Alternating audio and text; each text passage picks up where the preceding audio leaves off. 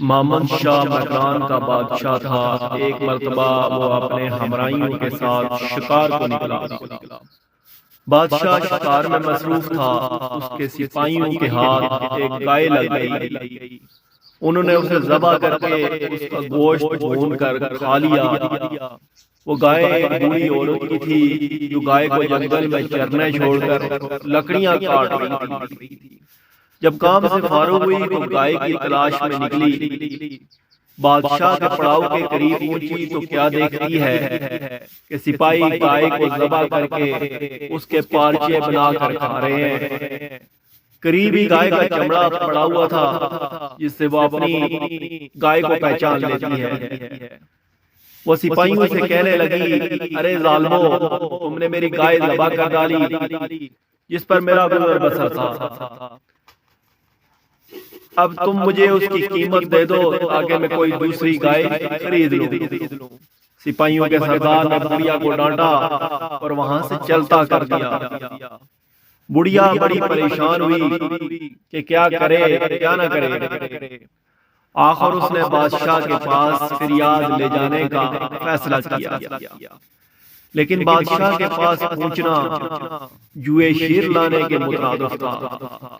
چند روز بعد اس نے بستی والوں سے سنا کہ بادشاہ کل فلاں وقت محل کے لیے کوچ کرے گا اور فلاں پل سے گزرے گا۔ یہ بوڑھی عورت کام چھوڑ کر دوسرے دن صبح پل پر پہنچ گئی اور بادشاہ کی سواری کا انتظار کرنے لگی۔ جو ہی بادشاہ کی سواری پل پر پہنچی، بڑھیا اچانک دوڑ کر اس کے سامنے آ گئی اور بادشاہ کے گھوڑے کی نکیل پکڑ لی اور کہنے لگی، اے بادشاہ، تو میرے ساتھ انصاف اس پل پر کرے گا یا پل صراط پر؟ پل صراط کا نام سن کر بادشاہ کے بدن پر کپ کپی طاری ہو جاتی ہے۔ وہ نیچے اترا اور بوڑھی سے کہنے لگا، میں پل صراط پر کسی جھگڑے کا سامنا کرنے کے قابل نہیں ہوں، تم یہیں اپنا حساب چکتا کر لو۔ بتاؤ تمہیں مجھ سے کیا تکلیف پہنچی؟ بڑھیا نے سارا واقعہ بادشاہ کے گوش گزار کر دیا۔ بادشاہ نے اسے فی الفور 70 گائے کی قیمت دے کر راضی کیا تاکہ پل صراط پر باز سے بچ سکے۔ دوستو، ہمیں چاہیے کہ اگر ہماری ذات سے کسی کو کوئی تکلیف پہنچی ہو تو اس سے یہیں معافی تلافی کر لینی چاہیے تاکہ ہم آخرت کی باز سے بچ سکیں۔